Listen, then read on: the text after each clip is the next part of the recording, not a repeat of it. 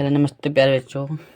आज class 10th के Hindi chapter 3 जिसका नाम है भाषा में क्या सीखें।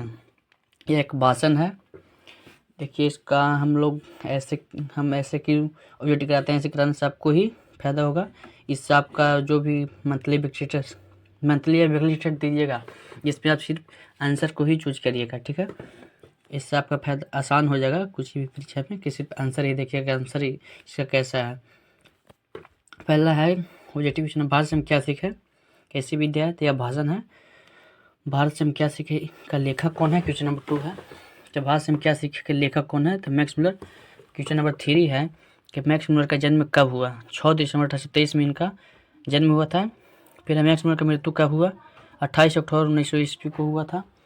फिर मैक्स मुलर का जन्म कहाँ हुआ, डेसाउ जर्मनी में हुआ था। मैक्स मुलर के पिता का नाम क्या था। क्वेश्चन नंबर 6 विल्हेम मुलर।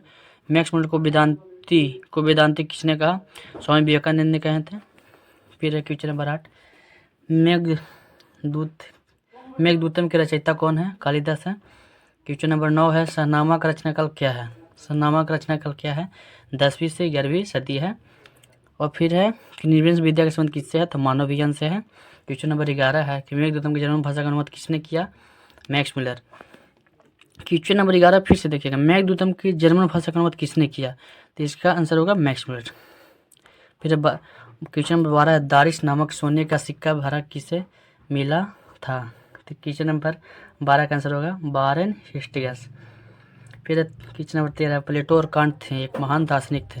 भारत का प्राचीनतम भाषा क्या है तो संस्कृत है। भारत का प्राचीनतम भाषा क्या है, संस्कृत। 15 है क्वेश्चन नंबर के दारिश क्या है, सोने का प्राचीन काल सिक्का है। हरकस क्या थे, हरकस एक वनस्पति वैज्ञानिक थे। 16 नंबर क्वेश्चन है कि हरकस क्या थे। हरकस इसमें जो भी नाम रहेगा सब चढ़ा ही रहेगा, ठीक है।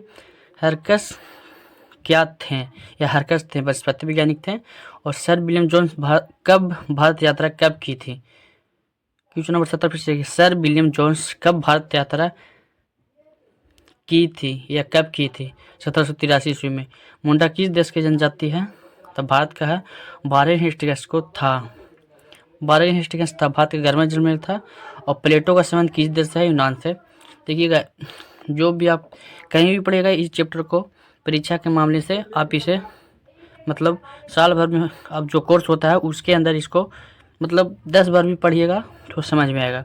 समझ में तो एक आ जाता है पर इसमें बड़े टेढ़ा नाम रहता है, आपको याद करने में दिक्कत होगा, इसलिए हम ऐसे शॉर्ट बना के दे दिए हैं। इसको याद करिएगा और ज़्यादा करें इस किताब को महीने में पढ़ते रहिएगा। इससे आपका ऑब्जेक्टिव और इसका सब्जेक्टिव आपको इससे बनने में कोई दिक्कत नहीं होगा।